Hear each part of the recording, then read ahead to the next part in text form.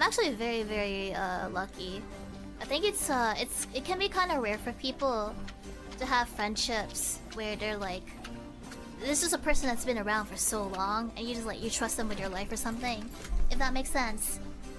Like there's friends where you can hang out with them and you only talk about just like fun stuff, and then there's friends where you'll open up more about like your troubles, things that you're going through and all that stuff.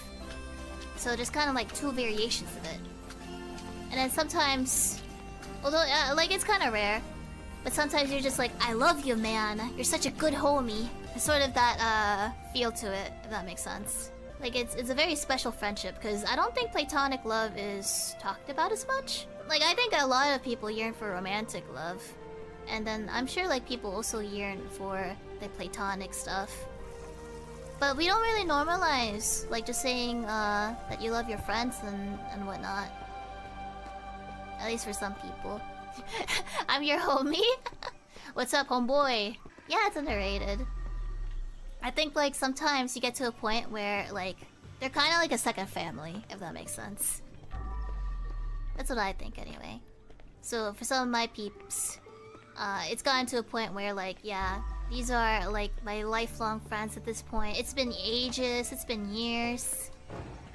And they're good people. Kissing the homie platonic, at that point I think you become like fuck buddies.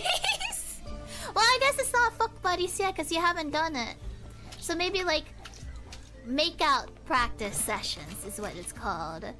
Okay, I'm just gonna let you know now though, I think fuck buddies are totally not platonic love. I think that's kind of I mean, you do you, my dude. I'm gonna say now, I don't think that's platonic love, man. I think that's like way too much. You do you though. I'm just gonna stay in this corner and look on horrified. It's kind of nuts though, like everyone's so different. Like we have different principles and whatnot. Cause I did have a friend, and he dabbled in that stuff. And that's the friend who also did like, there was this girl. She liked men in like the fursona suits, essentially.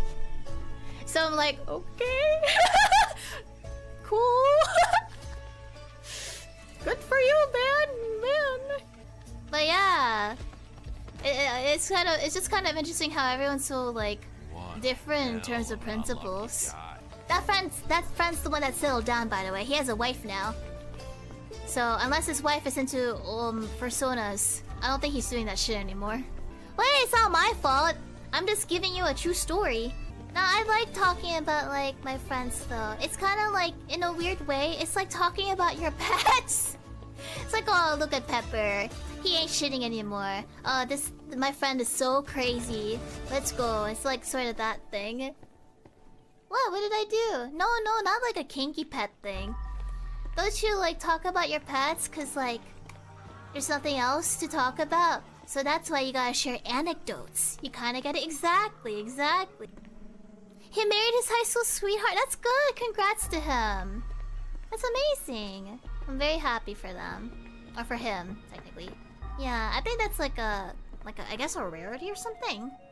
Well, I don't really have statistics, frankly, so I can't say. A couple, they got married after graduation. Aww.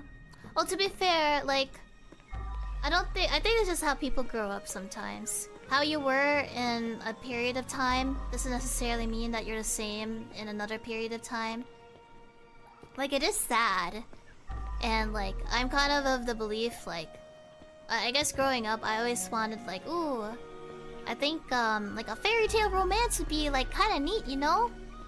People should stick together. But I guess, like, seeing so many stories and, like, seeing so many stories, it's kind of sensible in a way, too.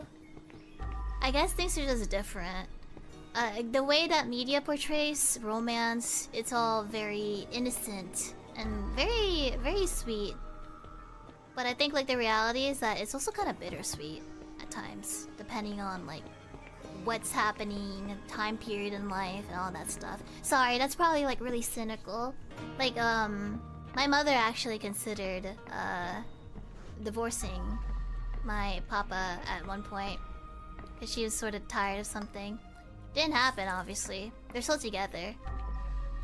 But sometimes, like, the thought alone kind of makes you wonder, like, how are they feeling?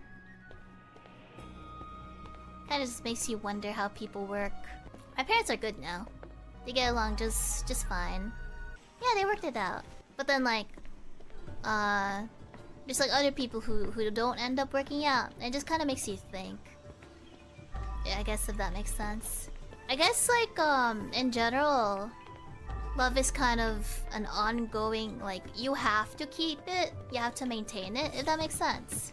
Like, I guess you have to maintain it, yeah. Because the easy thing would just be divorce. And then you find someone compatible with how you are now. And I guess, like, it has to be an effort of two people. But I wonder if there comes a point where it's like, it's just so broken that you can't really salvage it. It's kind of one of those, like, deep thinkings because it's so complicated. So much commitment. Yeah. You gotta commit for life, essentially. Oh, you know what? I bet, like, the green thing goes up here. The tree picture. Or not, I don't know. You just gotta move on, true. Like, if they're clearly, like, abusive, then yeah. Although some people do get stuck in those.